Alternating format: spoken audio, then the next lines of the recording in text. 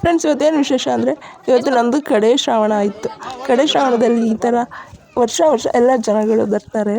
ಇದೇ ಥರ ಎಲ್ಲರೂ ಖುಷಿಯಿಂದ ಈ ಶ್ರಾವಣನ ಮಾಡ್ತಾರೆ.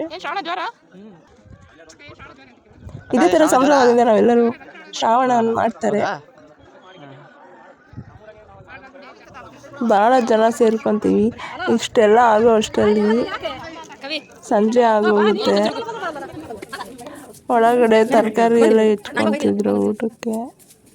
ದೇವಸ್ಥಾನಕ್ಕೆ ಎಲ್ಲ ಹೋಗಿ ದೇವರಿಗೆ ಎಲ್ಲ ಪೂಜೆ ಮಾಡಿಸ್ತಾಯಿದ್ರು. ಅಷ್ಟರಲ್ಲಿ ನಾವು ಹೊರಗಡೆ ಎಂಜಾಯ್ ಮಾಡ್ತಿದ್ವಿ. ನಾವು ಒಲೆಯಲ್ಲಿ ಅಡುಗೆ ಮಾಡಬೇಕು ಈ ಶಾಸ್ತ್ರಕ್ಕೆ. ಒಲೆಯಲ್ಲಿ ಅಡುಗೆ ಮಾಡಿ ಎಡೆ ಮಾಡೋ ಅಷ್ಟರಲ್ಲಿ ಸಂಜೆ ಆಗೋಗಿತ್ತು. ಭಾಳ ಲೇಟಾಗಿತ್ತು. ಅದಕ್ಕೆ ಎಲ್ಲರೂ ಊಟಕ್ಕೆ ಸಿದ್ಧತೆ ಮಾಡ್ತಾಯಿದ್ರು. ಜನ ಎಲ್ಲ ಸೇರ್ಕೊತಿದ್ರು ಊಟಕ್ಕೆ ಇಡೋದಕ್ಕೆ. ಎಲ್ರಿಗೂ ಊಟಕ್ಕೆ ಇಟ್ವಿ. ಪೂಜೆ ಎಲ್ಲ ಆಯಿತು.